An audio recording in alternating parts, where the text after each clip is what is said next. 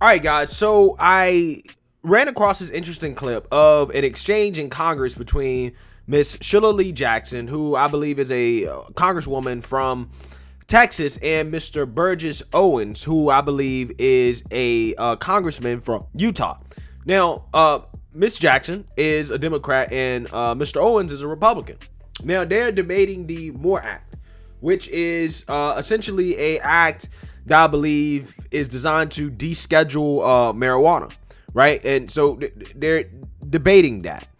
Now, again, Mr. Owens is going to trigger a lot of these Democrats when he starts to discuss the role of men and, more specifically black men in the communities and building families, and, how that is important towards making the black community prosperous. And to be quite honest with you, it really triggers a lot of Democrats in this debate. As Miss Sheila Lee Jackson is basically going to try to silence him from spitting facts. Take a look. Yes. My biggest concern is when I hear the federal government talk about going into business of targeting the black community for the growing and selling of marijuana. But at the same time, the federal government has gone after every small business that I can think of, particularly black small businesses. I like to take a few minutes, and I do this whenever I can. It's important to go back on our history. And we're acting as if the black community has never been successful, that this whole thing of drugs is something we just have a tendency of drifting toward innately. Let me just give you a little history. When I was growing up, in the 40s, 50s, and the 60s, the black community led our country in the growth of the middle class, men matriculated from college, men committed to marriage, percentage of entrepreneurs. 40% of entrepreneurs equated to 50 to 60% of black businesses, of black Americans across our country, not just Tallahassee, Florida, where I grew up, being part of the middle class. So I understand, it's not hypothetical to me, the success of my community when we're not on cloud nine. I'd like to address comments made by my friend from Georgia on the other side. I think if we're gonna ever get to resolving the issues we're having in the black community, we gotta be honest, my friends. We just heard that a pushback on the fact that we're getting black men in the black community not doing their job. Well, let me give you the facts real quick. First of all, when I was growing up in the 60s, we led the country in men committed to marriage, over 70%. Black women could rely on getting married more than white women until 1970. We now have between 70 to 80% of black fathers who desert their families, and we're not willing to be honest about that. We're not willing to say that these guys need to man up.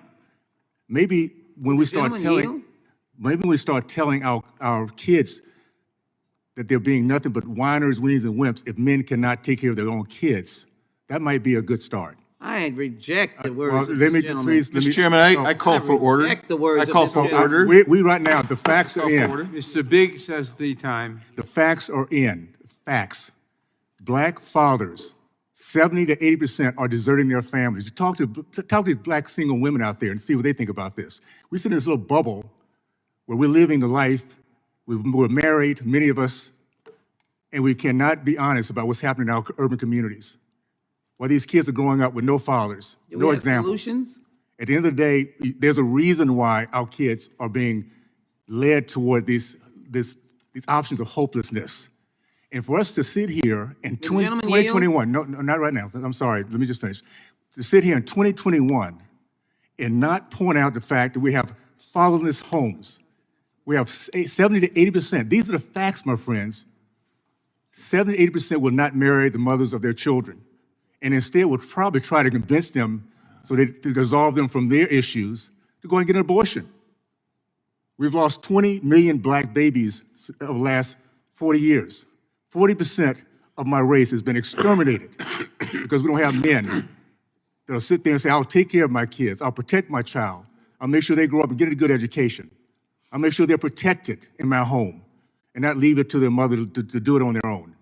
And if we can't be honest about that, how in the world are we gonna ever get this thing taken care of? I'll tell you what, you're gonna start seeing black men, that 30% that's still left, the really good, solid fathers, we're standing up. What changes this trajectory? We're sick and tired of people looking at us as this is a normal thing that we just don't do our job as men. Be aware, we're waking up, and that's going to be a change in the coming years that we're going to start seeing black men really commit to their families, their kids, the mothers of their children, and being the productive Americans we were back when I was growing up. All right, so there's a lot there, right? And that's a very long clip, okay? And I couldn't really show everything that I wanted to show. But there's some things that I really, really agree with him on, right? I think that what the core of what he's getting at, I agree with. I don't necessarily agree with him in the sense that it sounds to me like he wants to keep marijuana illegal, right? But I do agree with him in the sense that this idea that black men or that black people have this propensity to be high, right, all the time and to, love drugs, I think that's offensive, right? I do think that is a dangerous, harmful stereotype, okay? I think it is. And I get him when he says that when you're talking about legislation like this, you're talking about essentially the government helping black people by essentially pushing marijuana in black communities, right? Pushing drugs on black people, right? And he makes the argument that, hey, I lived during a time in which black people were successful without being on cloud nine, right? We don't have a natural propensity to be high all the time. And I kind of agree with him on that, right? I agree with him in the sense that I do believe that in order to be successful, you need to have a sharp mind, right? You know what I'm saying? You need to be sharp in the head for the most part, right? If you high all the time, it's going to be hard to be successful. Now, don't get me wrong. I know some functioning stoners, right? I know some dudes that can be, high to the moon, right? But they are some smart guys, right? They can still function. They can, still have an intelligent conversation. I know some stoners like that, right? But most stoners, most people that are high are not like that. Most people that get high get stupid, right? And we can't have a community of people that are stupid, right? All the time because they're high all the time. But from a libertarian and a freedom standpoint, I agree with legalization, right? And from a principle standpoint. Now, I don't think it should be pushed on the black community. I don't think it's necessarily a great idea to just be, pushing for, selling it in the black community the same way that they push abortion in the black community, which Mr. Owens addressed. I don't believe in that.